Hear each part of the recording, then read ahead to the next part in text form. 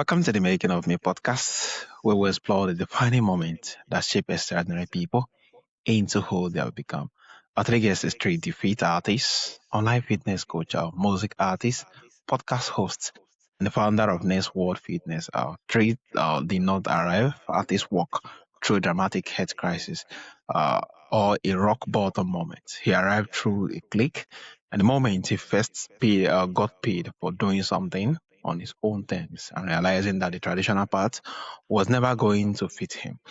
From that moment, he began building something that reflects who he actually is, a fitness professional who is also a creative, coaching artist, entertainer, and driving individuals to build bodies, mindsets, and lifestyle that can carry the weight of the goal they are chasing.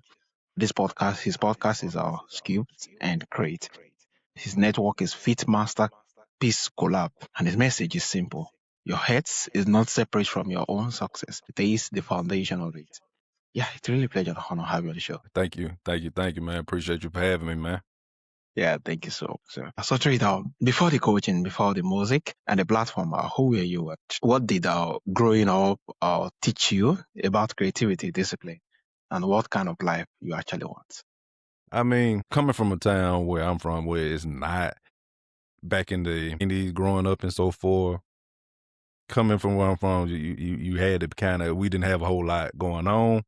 It wasn't really a whole lot to do. So in that right there, you had to kind of be creative in making your own fun.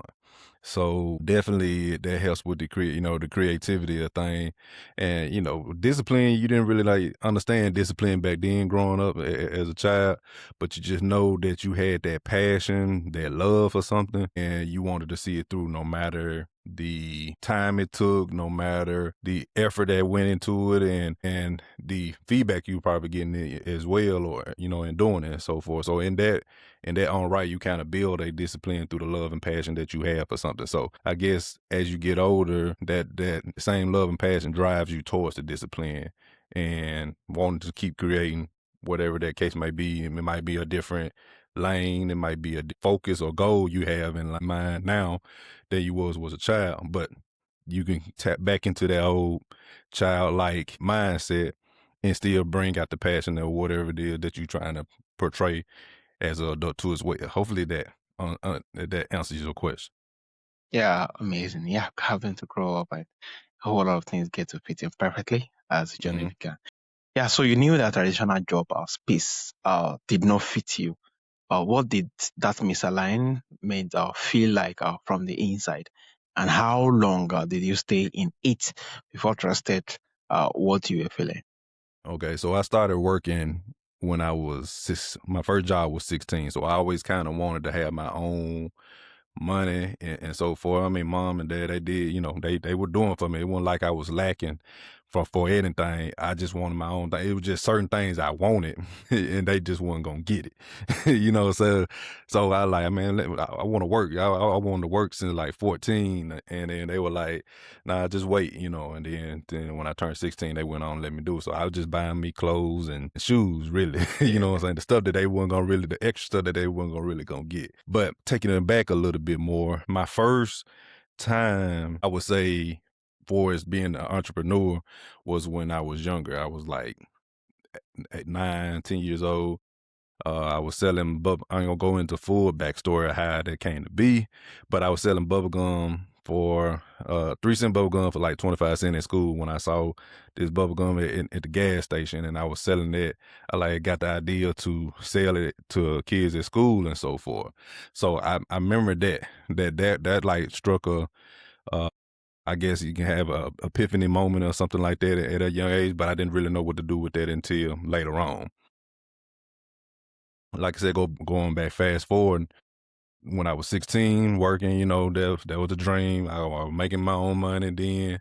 But later on, as I got into it, I started the more I started working at other places, I found that I didn't really like the places that I was working at. I didn't like some of the bosses, they get to the point where the authority goes or the power goes to their head, and they just want to Like they act like they can talk to you any kind of way. So that kind of like rubbed me the wrong way. And then I kind of like was feeling like off putting too, like this wasn't really something I wanted to really do for a long term. It fast forward, like I said, up until like I was like 27. So it's from 16 to 27. So 10, 11 years. I was, going to train. I was working out at this time Yeah. too as well. And somebody told me, like, look, have you thought about since you were doing all this working out, have you thought about becoming a fitness trainer? But at that point, I never thought about doing it, but I looked into it and started doing it. The rest is history, and we here now. Yeah.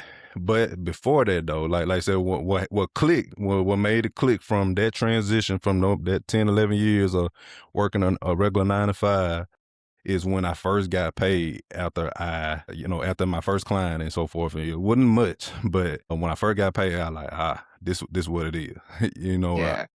Going back to that old childhood when I first was making a little change here and there, for lunch and all that. But yeah, so that's when I like, okay, I know I wanted to do my own thing when I was going into the training. I wanted to like still wanted to work for a gym a little bit at the beginning, then branch out on my own.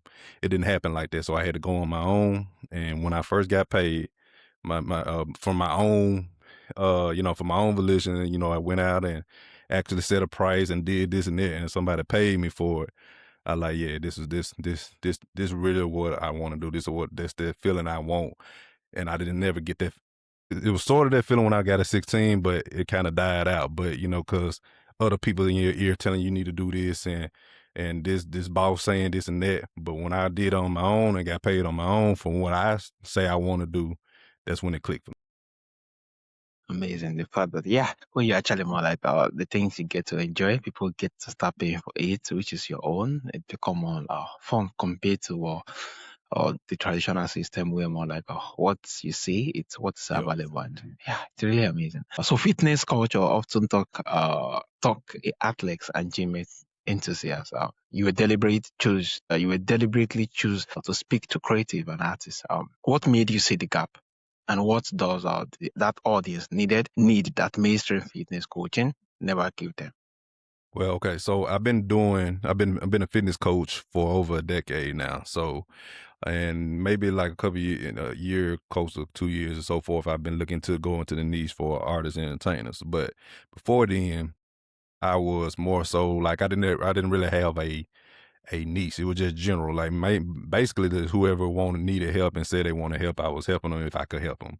And so there was a general avatar, men and women, 25 to 55, looking to lose a little bit of weight, gain muscle, body transformation, bodybuilding, fat loss, stuff like that. And you get these business coaches and these marketing gurus. They say you need to niche down. You need to niche down. Then the other half of them saying, "Nah, don't niche down. Niche to specialty."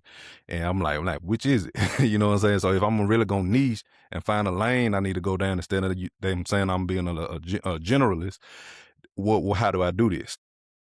I went down and this guy was offering like a 5 day type of program, of course, and to figure out your niche. And he stated like, okay, it's two things in picking your niche. It's either what you don't been through or what you have or what you're passionate about. And so I thought about what I've been through. The only thing I can think of that I like for has been through that will relate to fitness wise is when I broke my knee some years back. And I didn't want to help people with that for is like rehabbing and getting back on track and so forth. It just didn't, excite me like that. So I thought about the passion route. So, okay, I'm a bit of a creative and we're going back into what when I was telling you about, we always had to be Yeah. creative and stuff like that growing up where I'm from. Back then, I always was a good writer. I can draw, wanted to make music back then. I wanted to act. Later on, wanted to model and stuff like that.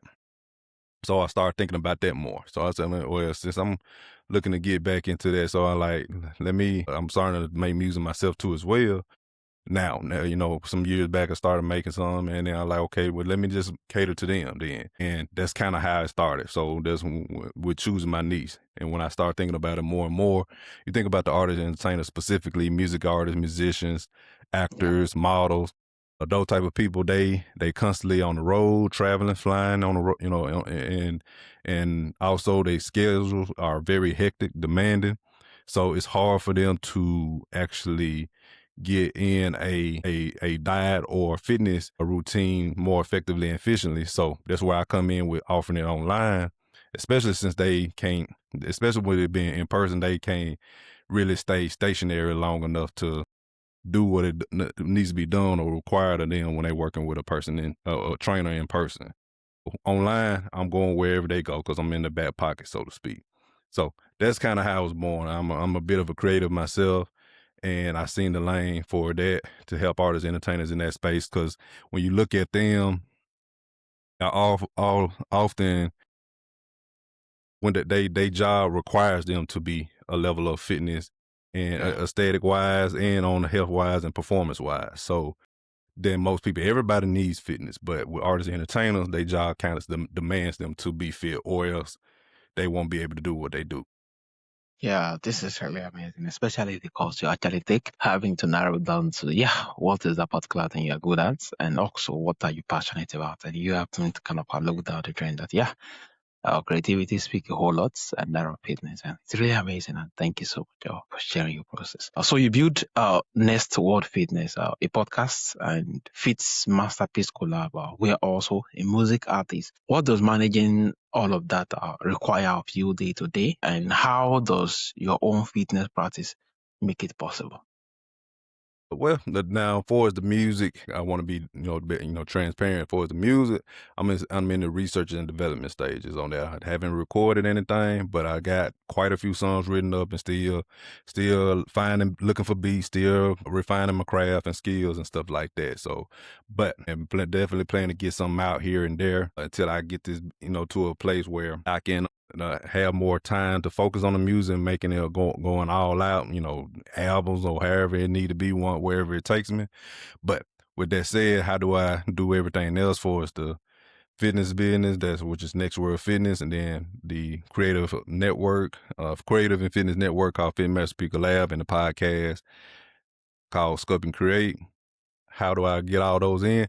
Well, the reason that I'm able to do that, and then even you fit the music to it in a sense, is because they all connect with each other. So I'm already, as I already stated, we already talked about where the fitness coaching is for artists and entertainers. So that's one aspect of it. The Creative Fitness Network spills off into that too, where you got networking and community. So where we will sit down and talk about where stuff we talking there is going to be not necessarily the fitness coaching, but the fitness guidance and consulting side of things is more self-paced in that way. But they also get the networking, the collaboration, and building opportunities, and sharing it and showcasing their creativity and getting feedback and so forth. So just chilling out and hanging out too as well. So there's two things right there. So for those like-minded individuals, the artist entertainer that I mentioned earlier. So you never knows, this music artist might say, well, when I'm traveling, this is how I eat. Not just getting it from me or how to, helping and guiding them on getting them clear in the direction they can get that support and guidance from motivation from other people too as well that's doing the same thing that they're doing. And then when we go into the podcast, like I said, it spills right back into the podcast where I sit down and talk with them same artists and entertainers and talk about their creative process, their journey, how they fit wellness into everything, their projects. And then also on the other side of that, I talk with other wellness professionals and entrepreneurs outside of myself that I believe lend some kind of value and what they need to hear and so forth. So like mindset, mental health, relationships, performance, mobility, stuff like that. How this artist can make money from their music, or how this actor get the role, this model get the gig. People who ever, stuff like that or whatever as well, that I think get them some kind of value. So all three of them are connected with each other. So and I just really finding a balance between them all. It's just about really like planning things out, like not just trying to do everything at once and at a time. So it's stuff I plan out. So okay, I'm gonna get this part out here for the network, this article here, or excuse me, this post here and everything like that out. And then that incorporates with the podcast. And as you know how the podcast game go, It's tough trying to find people to be on the show and be on people's shows at the same time. It's just finding time around those times and everything. So I kind of try to be more flexible instead of trying to have a stringent or strict time frame to do things, and just kind of let things flow in that way, and it kind of helped me. So I kind of do a hybrid of the two. So mostly where I got certain things on the schedule, like when meeting with people, like if I'm gonna be on a show with somebody come on my show, and then other time when I just gotta get something in. Okay, I got time. I got a 2 hour window. Let me get what can I get in this 2 hour window or something like that. And then later on at night before I go to bed, finish that up, and then get the rest of the next day. Amazing. Thank you so much for sharing having to juggle between various Mm, other ones are coming into being, and through consistency you're able to build the whole of things you build. Yeah, it's really mm. amazing. Consistency is one thing that most people struggle with the most with most. What have you learned from both your own journey and coaching others about what actually makes someone stay committed when life gets in the way? I always get asked this question a lot of time because most people, when it comes to them starting a fitness, they goal or starting a fitness journey and staying on it, it always reverts back to time. They feel like they busy, too busy to do something. They always got to be on a perfect time to do something, and that's simply not true. I mean, you can't predict the futures. Something always gonna come up. Some emergency gonna have to come. Some fire you're gonna have to put out, and there's something So it's something that's gonna happen abruptly. So it's just about planning around it. I always tell people they usually operate in the time that they ideal time, not the time that they no, I'm saying that they preferred time and not the ideal time. So the preferred time, okay, I want to work out when I get off work at 5 p.m. And that time, if that time is not there, then okay, I don't have no time. That's not true. You might have had time a little bit later, 2 hours later, or maybe a little bit time before you go to work, something like that. And then also, too, people think that you got to be in the gym or working out 3-4 hours in one Yeah, session, and it ain't like that at all. And it's just about really like being intentional of knowing when you're going to your why and rolling with the punches. I kind of say, kind of when you boxing, you roll. If a punch come this way, you bob, and then yeah, you punch back. You see what I'm saying? So you rolling with those punches and everything. So it ain't always just punch, punch, punch, and then you can't do anything back.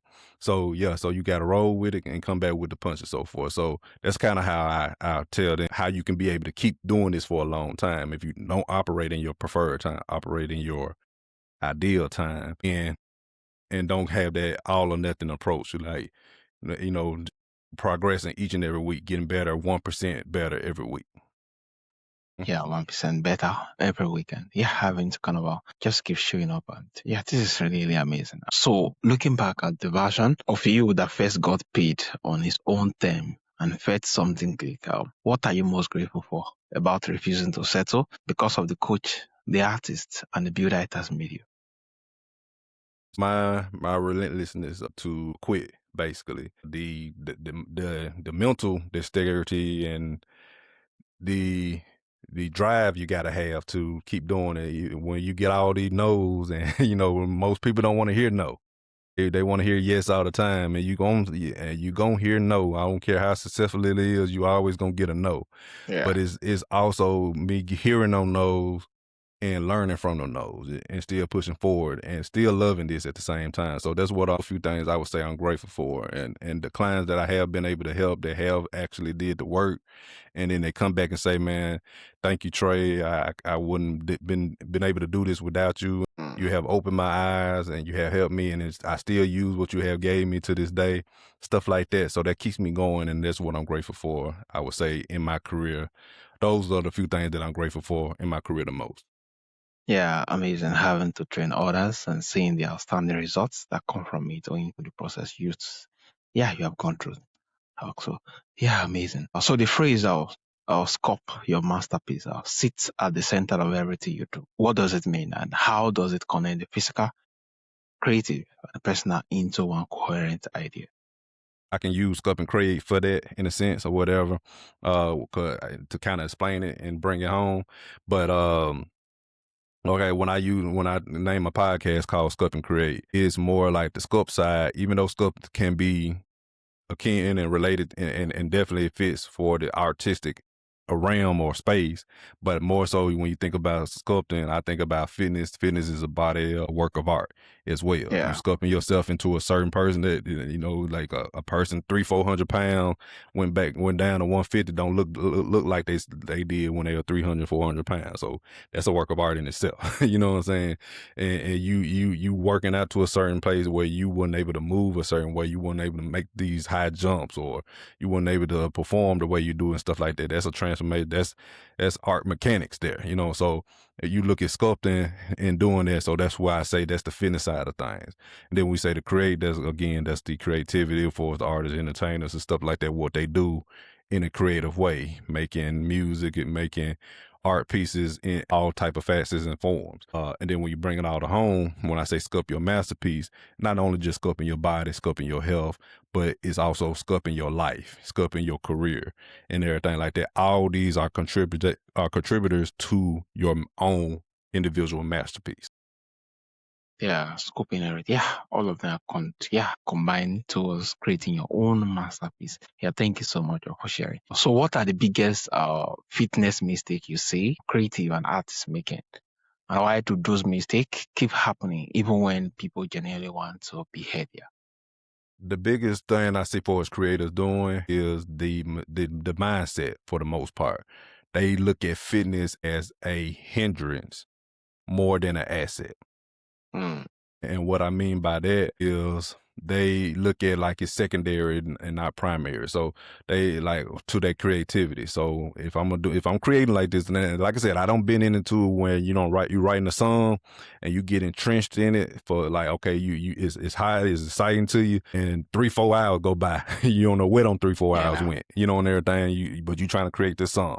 I understand it, but so they think like if I have those moments and I need those moments like that, and this is my job, I got all this stuff going on. And if I go over here, something that that's maybe foreign to me, and I can't really do it at a high level like I'm doing over here, then they feel like it's taken away from 'em. But that's far from the truth. You know, it's just really like being about intentional about what you are doing to make sure you are achieving, to achieve your goals. So, not every time it's going to be where you can go all gun ho on in the gym or workout. And so sometimes you got to dial it back to a 10-minute workout here, 10-minute workout there. And then, or you can't get this meal in, but you can get this snack, you have a healthy, nutritious snack on your side to keep you going until you can get to the said meal. It's just really being about intentional about what you're doing. But once they know that at the helm of this is your fitness. If you don't get your fitness, you can't perform at a high level on stage, or yeah, you can't get this certain role. You can't have this certain look. You won't have brain fog, so you can't think clearly. So you can't create. If you got brain fog, you can't create at a good high. Set. Your health and energy and all this stuff like that got to be there, and that starts with fitness. yeah, amazing. Which this is really, really lovely. Yeah. Thank you so much for sharing your heart on Yeah, this. appreciate it. You're welcome. Yeah. So you coach people who are passionate about their crafts, but struggles to prioritize their health. What do you say to person who feel like taking care of their body is one thing compared to competing for time that they do not have? I would say basically think of it like this: if you want to be doing your craft for a long time and at an all time high, what would get you to that point? You know, think about it that way. Everybody's goal is different. Everybody's situation is different. So it just depends on what your goal is and what you see for your future and your creativity, your career. Or what's that? So that would be what your fitness goal or lane or journey would be. So whatever that case be, some people is a little bit lesser. Some people they got to go a little bit more harder or a little bit more tougher for the fitness journey. But some people it can be light things they need to do, on a day-to-day basis to keep that going. But you got to think about it. But still at the front of it, your fitness got to take the front seat. Because you can't pour from an empty cup. We don't heard that cliche from so many times, but you can't pour from empty cups. Your fitness got to be at the front, at the helm some kind of way. Light walks, light little workout, eating sensible. And I'm not saying you got to eat super healthy or uber healthy, but sensible foods and getting plenty of rest and drink water and stuff like that. All these takes precedence to help you to do your job at an all-time high. Taking from the time from what you're doing, you already doing it anyway. You got to eat. So why not eat healthy? You ain't gonna not just not eat. You know what I'm saying? And what I'm saying. So that's one thing. If you can make time for that. So like I said, just make time. If your career is that much important to you, then you will make time for your fitness to Yeah. help you to keep doing your career at that all time high and longevity.